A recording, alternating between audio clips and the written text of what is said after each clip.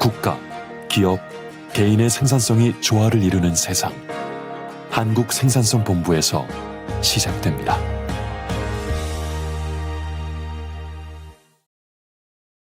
안녕하십니까. 여러분의 디지털 트랜스포메이션 여정을 함께하고 있는 아나운서 이다혜입니다.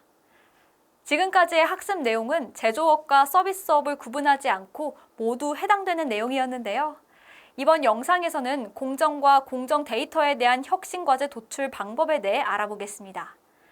이는 제조업에 더 가까운 내용이 되겠습니다. 다만 서비스업의 경우에도 부가가치를 창출하는 과정을 프로세스화에 적용하면 마찬가지로 활용할 수 있을 텐데요. 그럼 학습을 시작하겠습니다. 이 자동차가 무엇인지 아세요? 바로 포드사에서 개발했던 1900년대 초반 모델 T의 최초 모습인데요. 지금의 자동차와는 많이 다르죠. 이 자동차는 1908년부터 1927년까지 19년간 무려 1500만 대가 판매되었다고 합니다. 지금 우리나라에서 자동차를 가장 많이 판매하는 회사의 판매 대수가 연간 400만 대를 넘지 못한다고 하니 시대 상황을 고려하면 실로 엄청난 숫자가 아닌가 싶은데요. 이렇게 많은 자동차를 생산하기 위해서는 공장도 쉬지 않고 돌아갔어야 했겠습니다. 모델 T가 처음 생산됐던 시기에는 1시간에 한 대꼴로 생산됐다고 합니다. 당시로서는 아주 빠른 생산 속도였죠. 그런데 그로부터 6년 뒤인 1914년에는 24초당 한 대꼴로 생산됐다고 합니다. 그래서 모델 T는 일반인도 쉽게 구매가 가능하도록 가격을 매우 낮출 수 있었고요. 결국 세계 최고의 자동차 회사로 거듭나게 됩니다. 포드가 이렇게 생산 속도를 단축할 수 있었던 데에는 컨베이어 시스템을 통한 공정 혁신에 있었습니다. 그로부터 100년이 지난 지금도 자동차 업계의 공정 혁신은 현재 진행형입니다.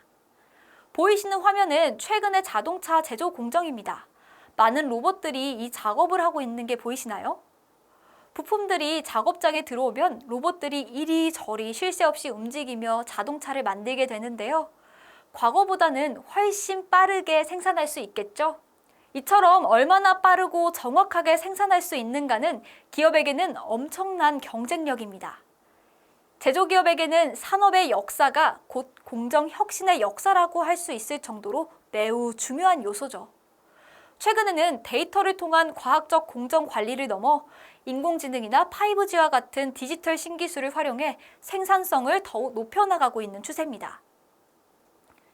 한국생산성본부의 DX 표준 프레임워크는 공정 혁신과 공정 데이터 혁신 방안을 도출하기 위한 표준 양식을 제공하고 있습니다. 공정 혁신 방안을 도출하기 위해서는 우선적으로 현재 공정이 어떻게 이루어지고 있는지 명확히 정리할 필요가 있습니다. 주요 공정과 주요 작업의 성과 지표를 정의하고 난이도를 표시합니다. 난이도의 경우에는 독보적인 노하우나 지식, 기술이 필요한 공정, 통상적인 지식, 기술의 적용이 정형화된 공정, 단순 작업에 의존하는 공정으로 상, 중, 하로 나누어 기입합니다. 모든 공정을 한꺼번에 혁신할 수 없기 때문에 주요한 공정 혁신 과제를 뽑아내기 위함이라고 생각하시면 될 것 같습니다. 난이도가 높은 공정은 상대적으로 병목이 발생하거나 특정 기술자에게 의존적인 공정일 수 있기 때문에 우선 혁신 대상이 될 가능성이 높으니까요. 이 점 참고하시기 바라겠습니다. 우선 혁신 대상인 공정을 몇 개 정하셨으면 다음에 참조표에서 어떤 방안이 공정 혁신을 위해 도전해봄직한지에 대해 생각해 보셔야 합니다. 이들 외에도 기업의 상황에 따라 여러 가지 혁신 방안이 있다면 그것으로 대체하셔도 되겠습니다. 얼마나 효과가 높고 쉽게 도입이 가능한지에 따라 적용성을 상중하로 표시하시고 단기적으로 도입 가능한지 중장기적으로 도입해야 하는지에 따라 단기, 중장기에 표시하시면 됩니다. 이제 공정에 대한 분석과 혁신 방안에 대한 적용성 평가가 끝났습니다. 내용은 짧지만 매우 어려운 과정일 것으로 예상되는데요. 하지만 평소에도 공정 혁신을 위해 지속적으로 노력하고 계시는 여러분들이라면 기존에 분석해 놓으신 자료를 가지고도 수월하게 진행하실 수 있을 걸로 믿습니다. 지금까지 분석 결과를 토대로 여러 방안들을 조합한 공정 혁신 과제를 만들 수 있겠죠? 창의력도 조금 가미해서 보이시는 양식에 따라 과제를 만드시면 되겠습니다. 공정 데이터를 활용한 방법은 조금 더 어려울 수 있습니다. 그리고 생소할 수도 있고요.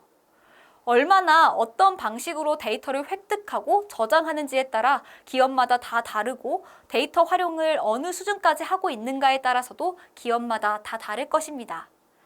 현재의 데이터 획득, 활용 수준을 파악하고 데이터의 활용 목적에 대해 정의하는 양식은 다음과 같습니다.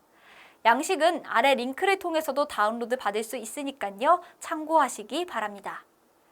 본격적으로 데이터를 분석해 활용하는 과제를 도출하게 됐습니다.